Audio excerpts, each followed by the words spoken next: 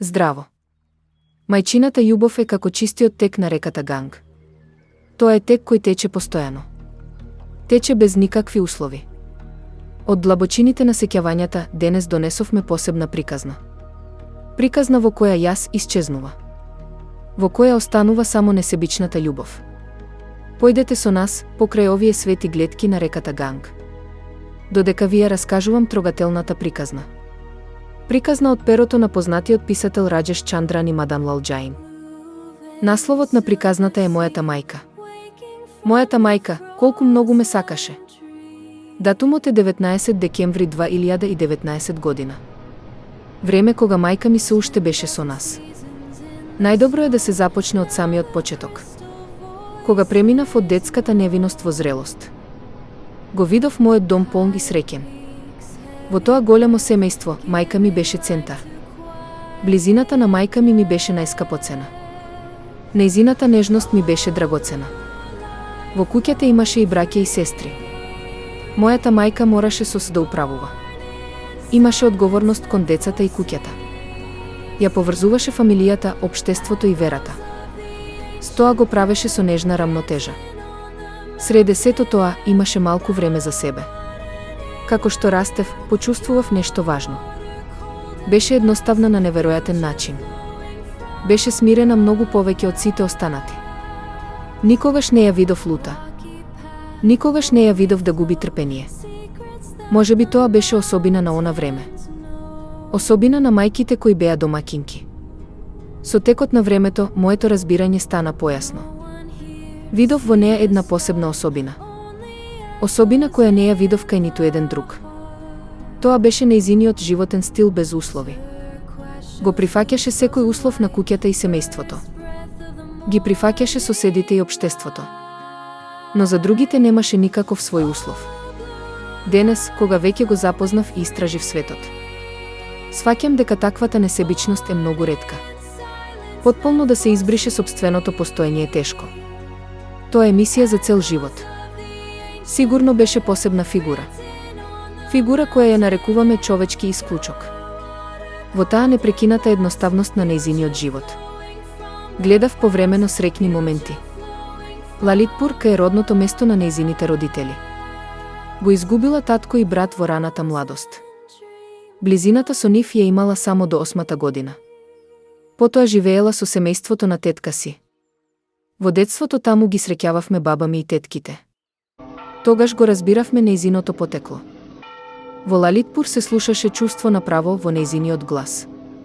Таму и денес живеат семејствата на нашите братучеди. Тие се материјално скромни, но духовно големи. Секогаш укажуваа на мајка ми голема почит. Ја сакаа од длабочината на срцето. Се радував кога ги гледав нејзините исполнети желби. Во улиците на Лалитпур се чувствуваше како дома. Се враќам повторно на разговорот за себе и мајка ми. Порасна во многу религиозна средина. Мајка ми очекуваше од нас да учиме. Сакаше да ги научиме верските текстови. Моите браќа и сестри ја исполнија таа задача. Но јас немав толку голем интерес за учење. Подоцна го напуштив домот поради студиите по инженерство. Работев далеку од семејството долго време. Така заостанував во верските работи. Тоа заостанување ме следеше цел живот. Пред 5 години татко ми почина. Од тогаш мајка ми стануваше спослаба. Во последните 2 години е во кревет. Болките во зглобовите го отежнуваа движењето. Семејството на мојот брат се грижи за неа посветено. Нејзиното тело стана многу слабо. Тежи помалку од 30 килограми. Но нејзината душа остана цврста и силна. Таа сега јаде само еднаш дневно. Фокусирана е потполно на патот на спасението. И покрај слабоста, умот е потполно буден. Таа е неверојатно бистра и присебна. Го памти секој текст што го научила во животот. Нејзиниот свет сега се сведува на една соба. Но ни таму нема никаква поплака. Световните работи веќе не се важни. Често повторува една реченица. Извинување до сите, простување за сите. Бара извинување од оние кои можеби ги повредила. И со сето срце им простува на сите кои не ја повредиле. Мојата постара сестра Киран тоа добро го разбра. Таа секојдневно пушта молитви на телефон. Мајка ми тоа знае на памет. Но го слуша тоа со голема возбуда. Како што реков, јас сум нејзиниот заостанат син во верата. Поради оддалеченоста, тешко ми е да помогнам директно.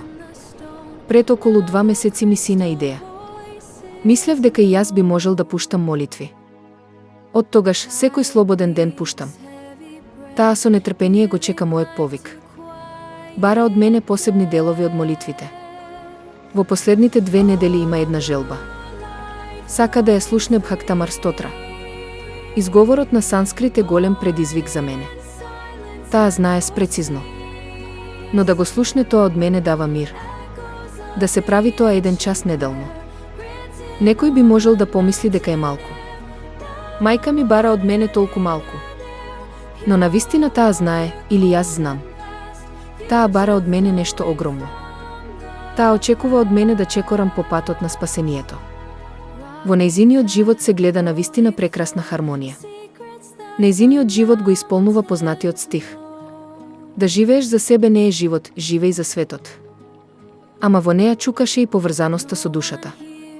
Научеше на многу морални вредности. Ги учеше и моите 2 ќерки. Под нејзино влијание се обликуваше личноста на снаите. Беше извор на инспирација за сите внуци. Секогаш ни повторува и вели: зборувањето за злото само го шири злото. Затоа треба да се зборува само за доброто за да се победи. Мојата постара сестра Киран се потсетува на тие зборови. Мајка ми секогаш се оддалечуваше од работите на другите. Учеше дека нема смисла во твое и мое. Тоа учење е наш најскапоцен имот. Благодарение на него уживаме почит во општеството. Веруваме во поврзување и единство. Никогаш нема да бидеме причина за несогласување. Мајка ми ни даде вредности за спасение. За ослободување од страдањето на раѓањето и смртта. Датумот е 26 април 2022 година. Не требаше ништо материјално. Само сакаше да ја пронајдеме вистината. Нејзиното сочувство беше како кај светците. Тежнееше кон добробит на сите битија во целина. По нејзиното заминување во 2020 година. Тоа беше тежок период на корона. Создадовме традиција на заедничко учење секој ден. Таа традиција со гордост продолжува и денес. Го посветуваме тоа на желбата на мајка ми. Киран, Шоба и Рачна го обезбедуваат континуитетот. Денес го споделувам тоа повторно во сеќавање на неа. Ги слушнавте зборовите на Раџеш упатени до мајка му. Тоа е жива традиција која не престанува. Вистинската љубов е во развојот на душата. Денес мајка ми не е со нас физички. Но заедничкото учење ја чува жива. Бирањето на доброто е најискрениот гест на почит. Срцето боли додека споделувам уште една вест денес. Господја Шоба, сестрата на Раџеш, почина во јануари 2026 година. Тргна на патување по стапките на својата мајка.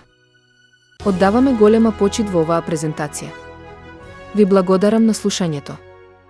Довидување.